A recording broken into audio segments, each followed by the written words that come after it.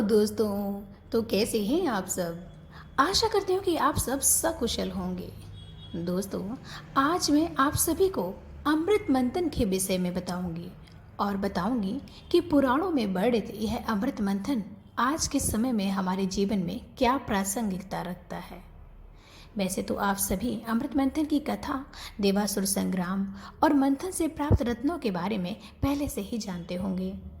लेकिन क्या आपने कभी सोचा है कि अमृत की प्राप्ति आपके जीवन में कैसे संबंधित है?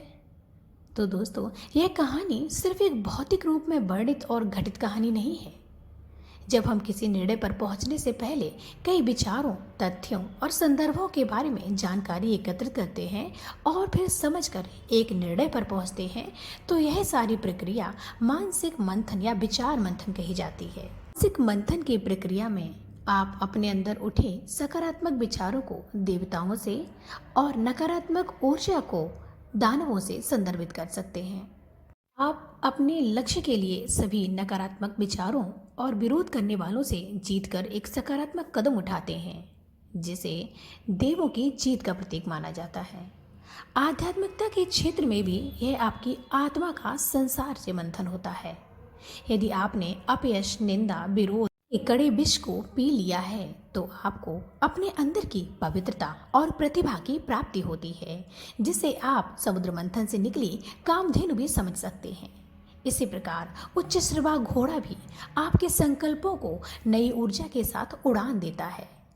एक बार आप संकल्पित होकर अपने कार्य में रम गए, तो आगे ऐरावत हाथी, जो रत्नों में प्रमुख है, के जैसे उच्च पद आपको प्राप्त होता है।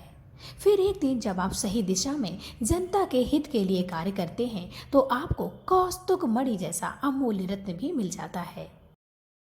जीवन में आई हुई कठिनाइयों और विरोधों को पार करते हुए यदि कोई पूरी सत्यता के साथ सत्कर्म में तल्लीन होता है, तो उसका जीवन एक फले फूले कल्प वृक्ष जैसा हो जाता है, जिसमें पूरा तंत्र अब आपके हिसाब से कार्य करने वाला होता है।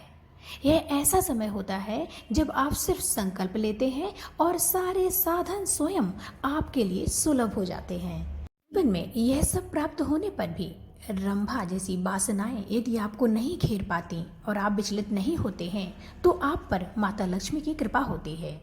लक्ष्मी की अपार प्राप्ति से आसुरी प्रवृत्तियां जैसे कि बारूड़ी, जो कि नशा और भोग आता है, इनसे भी यदि आप विचलित नहीं हुए, तो चंद्रमा आपको प्राप्त होता है। चंद्रमा आपके व्यवहार में शीतलता और शांति का प्रतीक होगा और फिर पारिजात जैसी सभी दिशाओं में आपकी सुगंधित कीर्ति बिखरने लगेगी।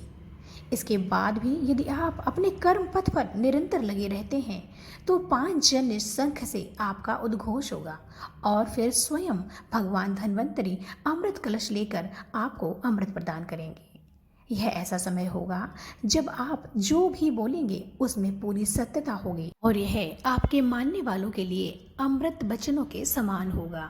तो दोस्तों, आज के जीवन में अमृत मंथन का हमारे जीवन में प्रासंगिकता और महत्व का यह वीडियो आपको कैसा लगा, कृपया अपने प्यारे प्यारे कमेंट से मुझे ज़रूर बताएं। धन्यवाद।